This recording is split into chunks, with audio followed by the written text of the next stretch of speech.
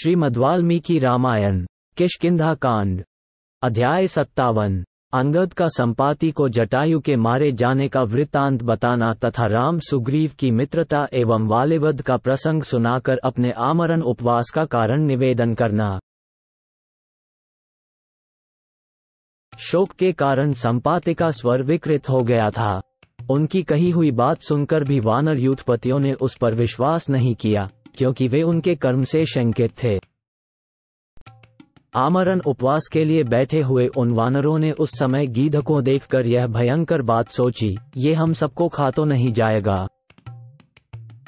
अच्छा, हम तो सब प्रकार से मरणांत उपवास का व्रत लेकर बैठे ही थे।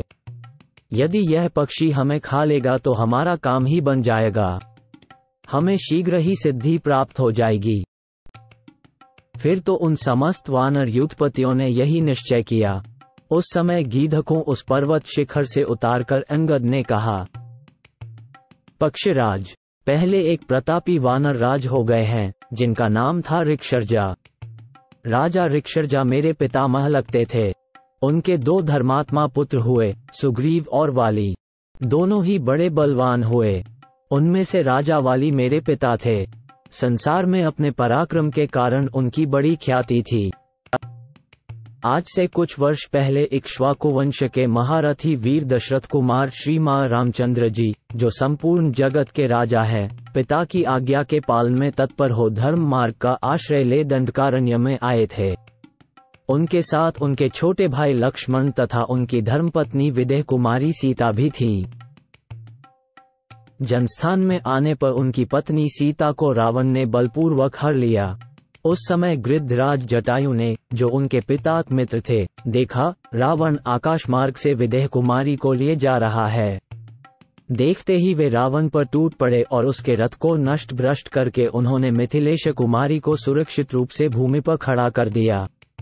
किंतु वे वृद्ध तो थे ही, युद्ध करते करते थक गए और अंततोगत्वा रणक्षेत्र में रावण के हाथ से मारे गए। इस प्रकार महाबली रावण के द्वारा जटायु का वध हुआ। स्वयं श्री रामचंद्र जी ने उनका दाह संस्कार किया और वे उत्तम गति साकेत धाम को प्राप्त हुए। तदनंतर श्री रघुनाथ जी ने मेरे चाचा महात्मा सुग्रीव से मित्रता की और उनके कहने से उन्होंने मेरे पिता का वध कर दिया। मेरे पिता ने मंत्रियों सहित सुग्रीव को राज्य सुख से वंचित कर दिया था। इसलिए श्री रामचंद्र जी ने मेरे पिता वाली को मारकर सुग्रीव का अभिषेक करवाया। उन्होंने ही सुग्रीव को वाली के राज्य पर स्थापित किया। अब सुग्रीव वानरों के स्वामी हैं, मुख्य वानरों के भी राजा हैं। उन्होंने हमें सीता की खोज के लिए भेजा है। इस तरह श्री राम से प्रेरित होकर हम लोग इधर उधर विदेह कुमारी सीता को खोजते फिरते हैं, किंतु अब तक उनका पता नहीं लगा। जैसे रात में सूर्य की प्रभा का दर्शन नहीं होता, उसी प्रकार हमें इस वन में जानकी का दर्शन नहीं हुआ। हम लोग अपने मन को एकाग्र करके दंडकारण्य में भली भांति खोज करते हुए अज्ञानवश पृथ्वी के एक खुले हुए विव में घुस गए। वो विव मयासुर की माया से निर्मित हुआ है। उसमें खोजते खोजते हमारा 1 मास बीत गया, जिसे राजा सुग्रीव ने हमारे लौटने के लिए अवधि निश्चित किया था। हम सब लोग कपिराज सुग्रीव के आज्ञाकारी हैं, किंतु उनके द्वारा नियत की हुई अवधि को लांघ गए हैं। अतः उन्हीं के भय से हम यहाँ आमरण उपवास कर रहे हैं।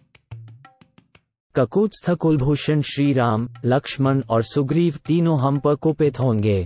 उस दशा में वहां लौट जाने के बाद भी हम सबके प्राण नहीं बच सकते।